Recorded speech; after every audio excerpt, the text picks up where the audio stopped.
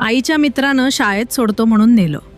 DP रोडवर car थांबवली आणि 13 वर्षीय चिमुरडीवर केला अत्याचार.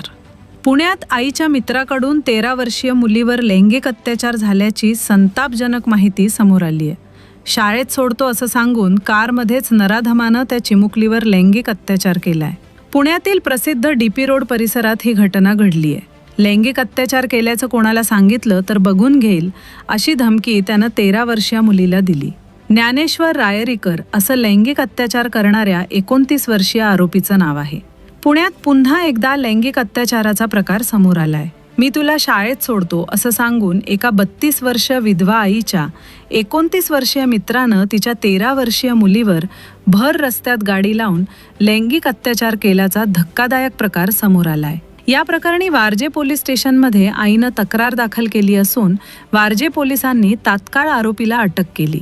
ज्ञानेश्वर रायरीकर असं 29 वर्ष आरोपीचं नाव आहे. पीडित मुलीची आई विधवा आहे. ती आणि ज्ञानेश्वर मागील अनेक वर्षांपासून एकमेकांचे मित्र आहेत. त्यामुळे दोघांमध्ये चांगली ओळख होती. आईचा ज्ञानेश्वरवर विश्वास होता आणि त्यामुळे मुलीला त्याच्यासोबत फिरण्यासाठी परवानगी दिली होती. त्यामुळे मुलीनं शाळेत सोडण्यासाठी ज्ञानेश्वर याला बोलवलं आणि त्यानं देखील मी शाळेत सोडतो म्हणून सांगून तिला DP रोडवर घेऊन गेला. मात्र शाळेत न सोडताच गाडी DP रस्त्यावर थांबवली आणि तिच्यावर लैंगिक अत्याचार केला. मुलगी शाळेत पोहोचली की नाही याची माहिती घेत असताना ती शाळेत 7 वाजताच्या ऐवजी 7:30 वाजता पोहोचली होती. त्यानंतर मुलगी घरी आल्यावर आईनं अर्धा तास का उशीर झाला याची माहिती मुलीला विचारली आणि त्या मुलीनं घाबरत उत्तर दिली. यावरून तिच्या आईचा संशय वाढला आणि आईनं थेट पोलिसात तक्रार दाखल केली. आईच्या तक्रारीवरून पोलिसांनी गुन्हा दाखल करून ज्ञानेश्वर रायरीकर याला अटक देखील केली आहे. या प्रकरणात आईनं दिलेल्या तक्रारीनंतर पोलिसांनी तात्काळ तपास सुरू केला असून आरोपीविरुद्ध लैंगिक अपराधांपासून बालकांचं संरक्षण कायद्यान्वये गुन्हा दाखल करण्यात आला आहे.